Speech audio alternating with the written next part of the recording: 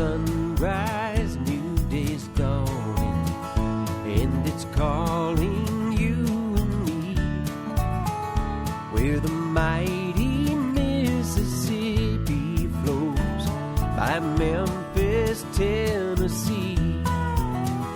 We've got woodlands, fields, and water. Hey, there is no better way. You can find out all about it on Outdoors with Larry Ray.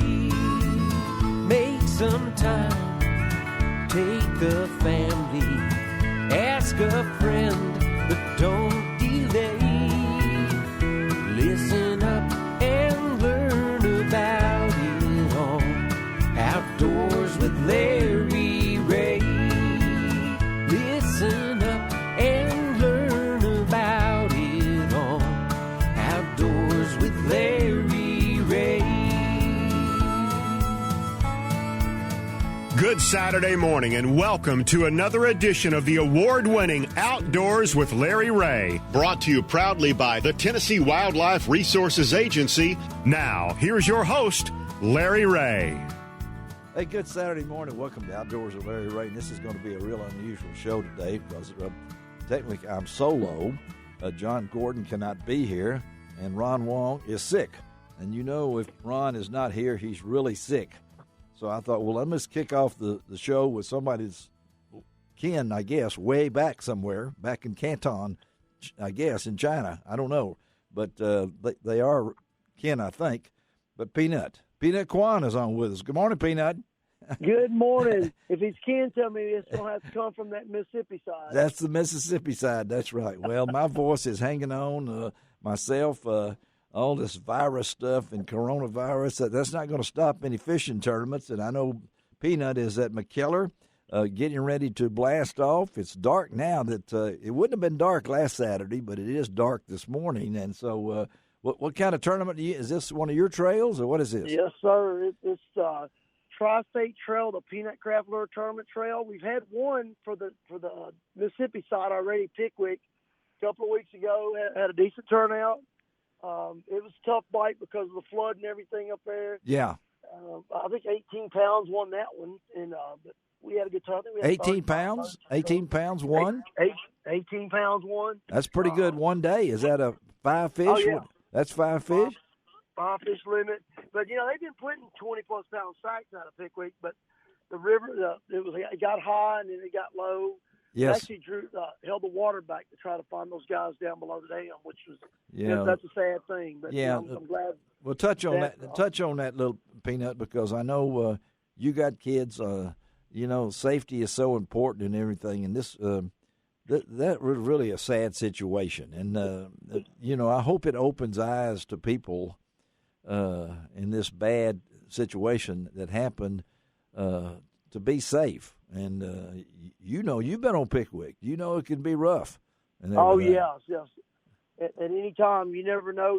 And we're sorry. Our prayers and thoughts are out for the family. Yeah. Because fishing, folks. I've been in the fishing lure industry for 30-plus years, and all these fishermen are like family to me. So it touches home whenever we lose some of them, and the young kids especially. Me, I've got kids; they all fish, and yes, and it's a sad deal. But there's so many stories about what took place and this, that. I don't know, and I'm not going to jump.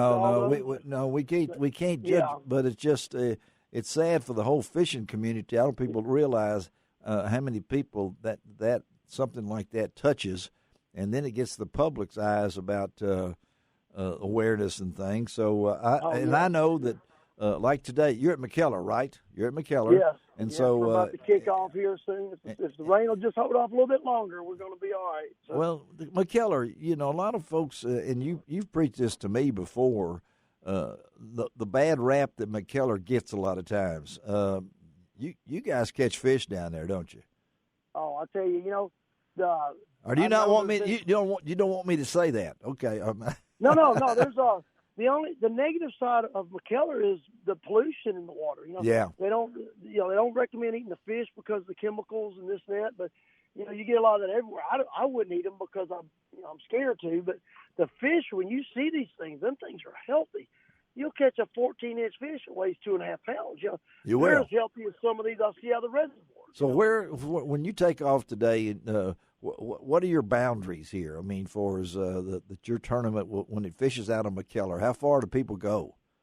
We've got guys that run down to Helena Harbor. Come on. We've got guys that go down to Tunica. Come on. Yeah. Really? Okay. It's crazy. Yeah. We fish Tunica, they run to McKellar. We fish McKellar, they run to Tunica. I don't understand. Well, what about the river now? I mean, what's the situation on that? It's high, and we were telling everybody as they're checking in this morning, hey, if you run, be extra careful. That river scares me. I've been there. I've seen cars float down it. Yes. I've seen refrigerators come down it. My first experience was my father-in-law. I was in a 16-foot groomer with a 50. We're tooling along up, but we went up the Brandywine, going to go catfishing up the mouth. Yeah. And I saw a limb about the size of my arm coming down the river, so I curved over to the right.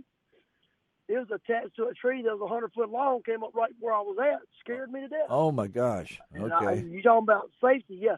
Some of the things it's way out of our control. God's got his own plans for us. But, that's right.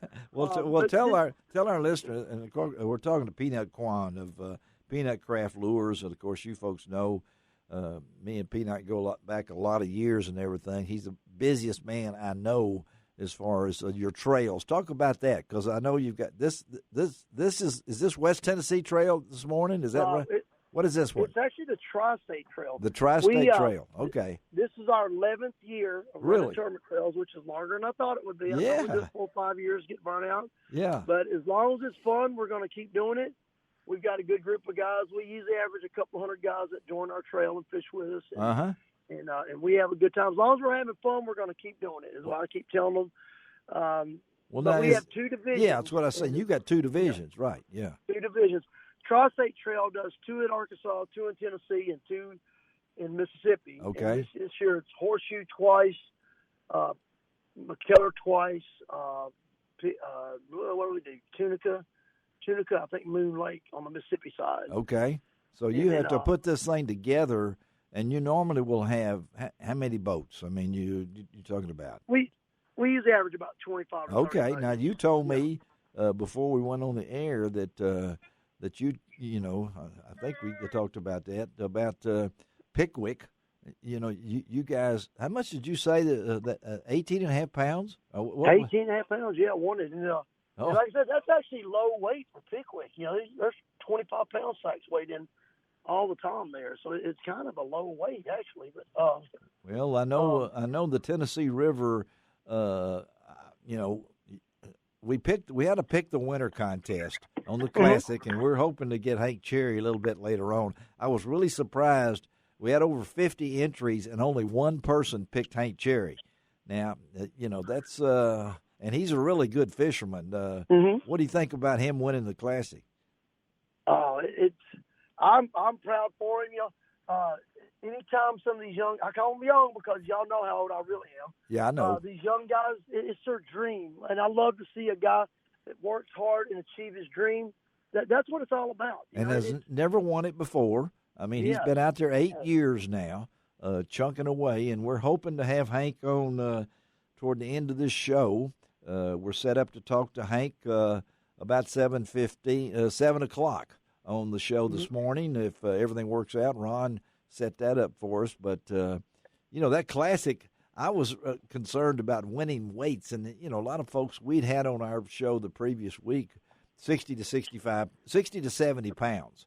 And I'll be, you know, it ended up 65.5 or something along that line. So, and that's with high water. Those guys just know how to find fish. It's just amazing. He was fishing the causeways down there at Guntersville, and it just it blew my mind. So now when you fish the river like you are, the oxbows and things along that line, what do you?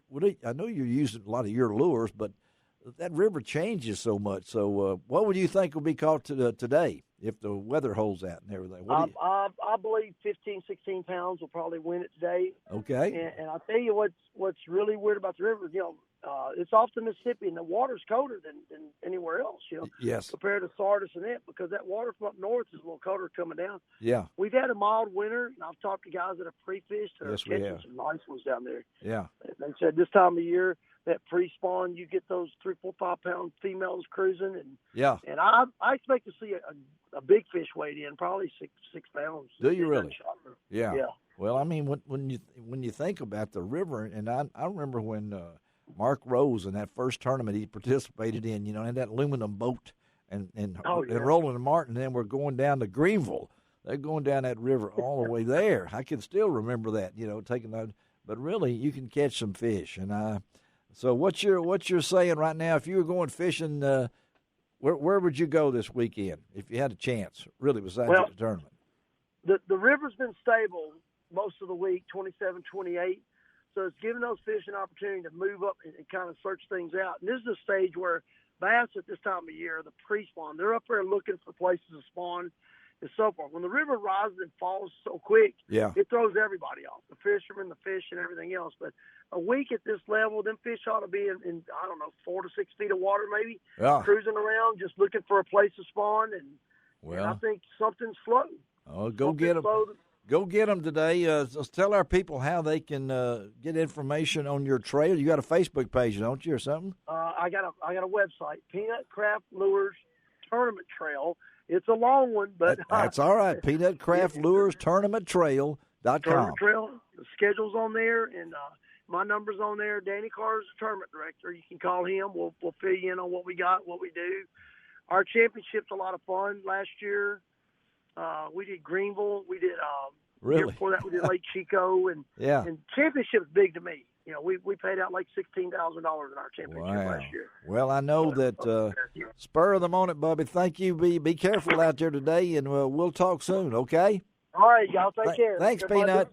All right, thanks, man. Thank you very much. All right, let's take our first break on Outdoors with Larry. I'm going solo. Well, I'm moving solo. I have Shelby McCall, and I'd really be going solo if I didn't have her. We wouldn't have a show if we didn't have her.